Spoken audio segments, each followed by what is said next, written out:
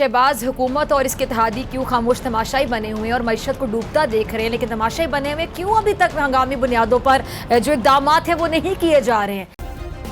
Subscribe करें और bell दबाएं ताकि कोई खबर रह न जाए।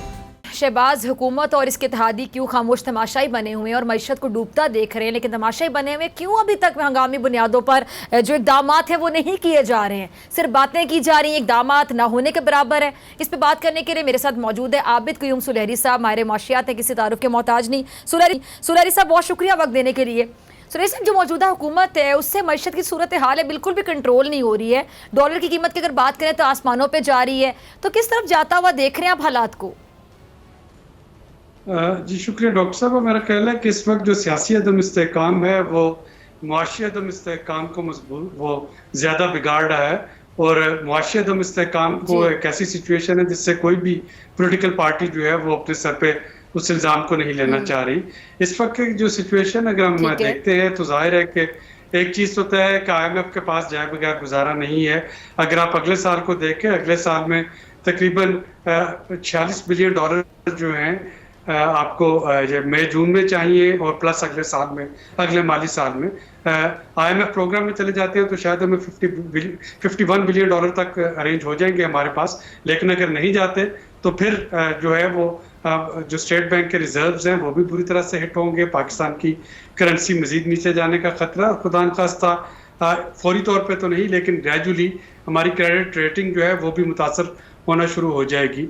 अब मौजूदा हुकूमत ये चाह रही है कि अगर वो तल्ख फैसले लेती है, पेट्रोल की कीमत बढ़ाती है 35 से 40 रुपए पर लीटर, डीजल की कीमत बढ़ाती है, उस पर पेट्रोलियम डेवलपमेंट लेवी भी लगाती है, और अगला बजट जो है वो भी IMF की कंसल्टेशन के साथ बनाती है, तो फिर वो चाह ये रही है, लगता है ऐसा है कि वो चाहती है कि फिर PTI की तरफ से उसको कम से कम मुज़ाहमत जो है वो मिले।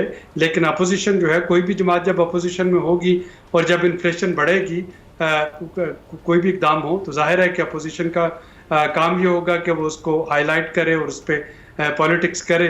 तो ये एक सिचुएशन बनी हुई है, और लग जा रहा है कि अगर मौजूदा हुकूमत जो है वो हथियार फेंक देती है तो फिर केयर टेकर सेटअप आएगा जिसके साथ IMF बात करने को राजी नहीं होगी। IMF और ना ही केयर टेकर जो है वो अगला बजट दे पाएगी। तो इस वक्त काफ़ी कैच 22 सिचुएशन है पाकिस्तान की। 25 तारीख को इमरान खान साहब का धरना भी है, और मुझे लग रहा है कि शायद IMF के मुज़ाकरात 25 से लेट हो जाएंगे, वो 2-3 दिन मज़ीद आगे चले जाएंगे। वो कोई भी फैसला 25 को नहीं सुनाएंगे।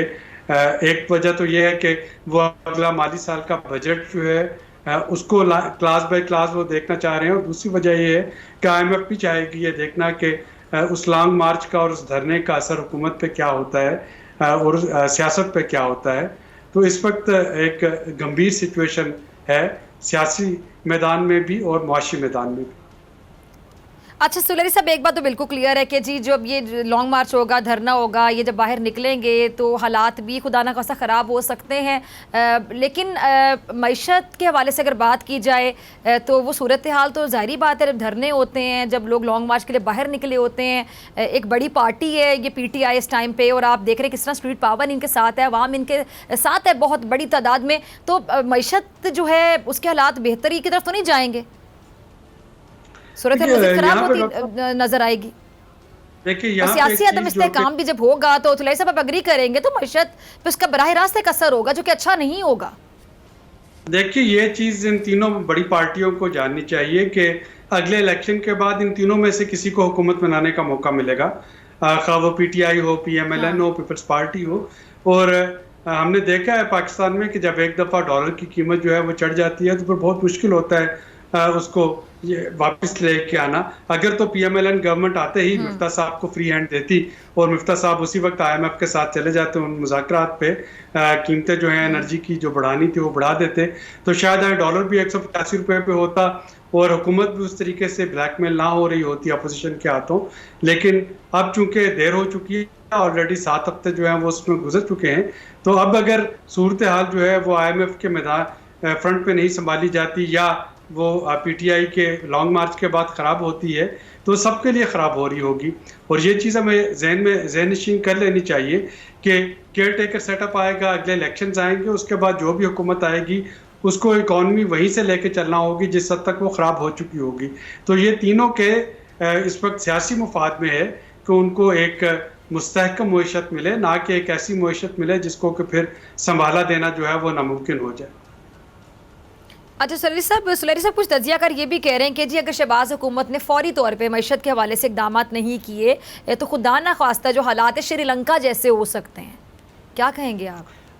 मेरा नहीं ख्याल कि फौरी तौर पे ऐसे होंगे। पाकिस्तान जो है वो श्रीलंका से 5 गुना बड़ी इकॉनमी है। श्रीलंका जो थी वो $80 बिलियन की इकॉनमी है। पाकिस्तान इस दफ़ा आपने जो नेशनल अकाउंट्स कमेटी के नंबर देखें, माशाल्लाह हम $400 बिलियन के लगभग पहुंच रही है जो इकॉनमी।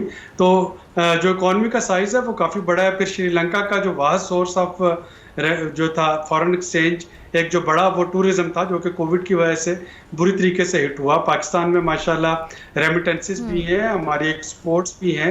श्रीलंका की अपनी एग्रीकल्चर उस तरह से नहीं है, वो नेट फूड इंपोर्टिंग कंट्री है, एक आइलैंड कंट्री है। पाकिस्तान जो है, पाकिस्तान की अपनी फूड एक्सपोर्ट भी होती है। तो उस तरीके से तो नहीं, लेकिन खुदा न खास्ता अगर ये हालात इसी तरह से बिगड़ते रहे जैसे कि इस वक्त बिगड़ रहे हैं, तो एक स्ट्रांग ग्रोथ होने के बावजूद, और हम देख रहे हैं कि इस साल की जो ग्रोथ है वो 6% को टच कर रही है, तो स्ट्रांग ग्रोथ होने के बावजूद हमारे जो फॉरेन एक्सचेंज रिजर्व्स हैं वो कम होना शुरू हो जाएंगे। वो एक लम्हा फिक्रिया होगा यहाँ पे के हालात जो हैं वो बिगड़ सकते हैं।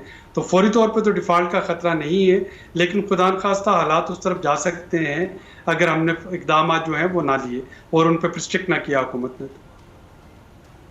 ठीक है। अच्छा सुलेरी साहब, एक पॉइंट जहन में आता है कि जी इमरान खान साहब पे तनकीद करने वाले और ये मईशत को दुरुस्त समत में लेकर जाने के जो दावेदार तजर्बाकार, बड़ी दफ़ा एक्सपीरियंस हुआ इन लोगों को हुकूमत करने का। चलें, इमरान खान साहब को तो पहला तजर्बा था हुकूमत का, तो ये जो तजर्बाकार किस्म के लोग थे, नई हुकूमत, अब ये सारा मलबा इमरान खान साहब की पॉलिसीज़ पर डाल रही कि जी सारी जो जिम्मेदारी इमरान खान साहब की पॉलिसीज़ पर जाती हैं। तो क्या इन्हें पहले से नहीं पता था कि सिचुएशन क्या है? हुकूमत में आने से पहले इन्होंने नहीं सोचा, कोई तैयारी नहीं की? अच्छा, मैंने बड़े प्रोग्राम्स किए जब PDM इत्तेहाद बना था कि जी आप इमरान खान साहब को महंगाई की वजह से और ये जिनसे पॉलिसीज कंट्रोल नहीं हो रही, ठीक नहीं हो रहे मामलात मईशत के, खासतौर पे आप इनकी हुकूमत को घर भेजना चाहते हैं, तो आप लोग क्या करेंगे? आप लोगों के पास सोल्यूशन क्या होगा, हल क्या होगा? और पता था कि कोई हल नहीं होगा, ये पुराना मलबा सारा उठा के इमरान खान साहब पे डाल देंगे, तो वही सब कुछ हो रहा है। देखिए, इस वक्त मेरा ख्याल है कि लोगों को ये चीज़ समझ आती जा रही है कि असल जो इशू बन रहा है वो ये है कि PMLN के अंदर भी एक से ज़्यादा ग्रुप्स हैं और वो ग्रुप्स मुआशी पॉलिसीज़ पे भी उनकी अपनी अपनी अप्रोच है। अगर आपको याद हो कि मुफ्ता इस्माइल साहब ने जो वाशिंगटन का दौरा किया था हल्फ लेते ही, उससे जाने से पहले वो बड़ा क्लियर थे कि एनर्जी सब्सिडीज़ वो रोल बैक कर देंगे। उनमें काफ़ी क्लैरिटी थी कि उनकी हुकूमत क्या क्या इक़दाम लेना चाह रही थी, लेकिन वापस आके उनको एक सियासी मुखालफत का सामना अपनी पार्टी के अंदर से ही हुआ। और अब भी यही हो रहा है कि उनको जो सियासी मुखालफत है, हलीफ जो हैं वो कह रहे हैं कि टॉप-सीएम में वो साथ देंगे हुकूमत का, लेकिन गालिबन जो PMLN के अंदर की जो पॉलिटिक्स है वो इस वक्त हार्म कर रही है हुकूमत के एक्शंस को। अगर तो हुकूमत जो है वो आते ही इक़दाम करती और उसके बावजूद जो चीज़ें हैं वो ना संभाली जाती, तो फिर तो पिछली हुकूमत पर तनकीद बिल्कुल मुनासिब थी। तो अब तो 2 महीने हो गए, यानी अगर आज हम ये तनकीद करते हैं कि इमरान खान की हुकूमत एक लैंड माइन बिछा गई थी एनर्जी सब्सिडीज दे के, तो ठीक है आप उस लैंड माइन को फौरी तौर पर हटा देते तो जाहिर है कि आज वो हालात शायद उस तरह से ना होते। सब्सक्राइब करें और बेल दबाएं ताकि कोई खबर रह न जाए।